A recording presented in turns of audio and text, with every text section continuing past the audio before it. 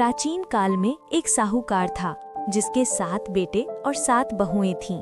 इस साहूकार की एक बेटी भी थी जो दीपावली के अवसर पर ससुराल से मायके आई थी। दीपावली पर घर को लीपने के लिए 7 बहुएं मिट्टी लाने जंगल में गई तो ननद भी उनके साथ जंगल की ओर चल पड़ी। साहूकार की बेटी जहां से मिट्टी ले रही थी उसी स्थान पर स्याहू यानी साही अपने 7 बेटों के साथ रहती थी। मिट्टी खोदते हुए गलती से साहूकार की बेटी की खुरपी से स्याहू का एक बच्चा मर गया। स्याहू इस पर क्रोधित होकर बोली, मैं तुम्हारी कोख बांधूंगी।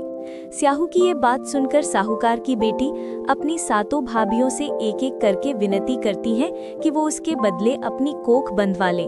सबसे छोटी भाभी ननद के बदले अपनी कोख बंधवाने के लिए तैयार हो जाती है। इसके बाद छोटी भाभी के जो भी बच्चे थे वो सभी 7 दिन बाद मर जाते हैं। 7 पुत्रों की इस प्रकार मृत्यु होने के बाद उसने पंडित को बुलवाकर इसका कारण पूछा। पंडित ने सुरही गाय की सेवा करने की सलाह दी। छोटी बहू सुरही गाय की बहुत सेवा करती है। सुरही सेवा से प्रसन्न होती है और उसे स्याहू देवी के पास ले जाती है। रास्ते में थक जाने पर दोनों आराम करने लगते हैं। अचानक साहूकार की छोटी बहू की नजर एक ओर जाती है। वो देखती है कि एक सांप गरुड़ पंखनी के बच्चे को डंसने जा रहा है और इसलिए वो सांप को मार देती है। इतने में गरुड़ पंखनी वहां आ जाती है और खून बिखरा हुआ देखकर उसे लगता है कि छोटी बहू ने उसके बच्चे को मार दिया है।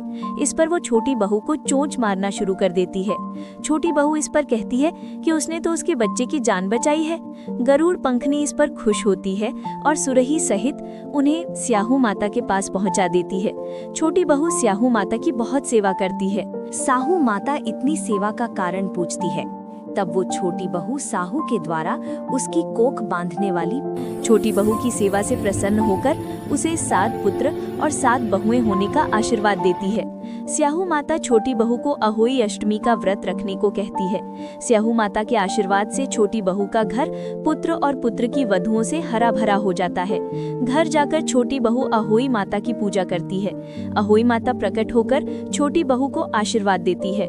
अहोई अष्टमी का अर्थ एक प्रकार से यह भी होता है अनहोनी को होनी बनाना, जैसे साहूकार की छोटी बहू ने कर दिखाया।